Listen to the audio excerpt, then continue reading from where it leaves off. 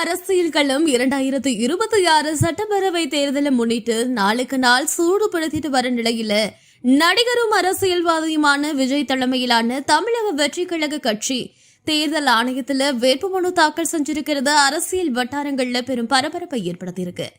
இந்த நடவடிக்கை வெறும் நடைமுறை செயலா மட்டும் இல்லாம விஜய் அரசியல்ல முழுமையாக களம் இறங்கி இருக்கிறதை உறுதிப்படுத்துற முக்கிய கட்டமா பார்க்கப்படுது. தேர்தல் ஆணைய அலுவலகத்திற்கு வந்த விஜய் அந்த தருணத்துல அந்த பகுதி முழுவதும் திருவிழா போல மாறி இருக்கு. அவரோட ரசிகர்கள், கட்சி தொண்டர்கள் என ஆயிரக்கணக்கானோர் திரண்டு மாற்றம் வேண்டும், விஜய் வேண்டும் என்ற முழக்கங்களை எழுப்பியிருக்காங்க. இதன் மூலமா விஜயோட அரசியல் வருகை ஒரு சாதாரண நிகழ்வா இல்லாம ஒரு பெரிய இயக்கமா உருவெடுத்து வருவதா அரசியல் விமர்சகர்கள் கருத்து தெரிவிக்கிறாங்க. வேட்புமனு தாக்கல் என்பது தேர்தல் செயல்முறையோட மிக முக்கியமான கட்டம். இதன் மூலமா ஒரு வேட்பாளர் அதிகாரப்பூர்வமா தேர்தலில் போட்டியிட தகுதி பெறாரு.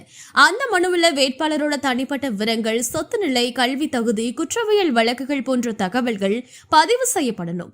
இந்த கட்டத்தை கடந்த பிறகே ஒருவர் அதிகாரப்பூர்வ வேட்பாளரா மாறுறாரு. அந்த வகையில விஜய் இன்று தாக்கல் செய்த மனு அவர் அரசியல்ல ஒரு புதிய கட்டத்தை அடைந்திருப்பதை வெளிப்படுத்துது.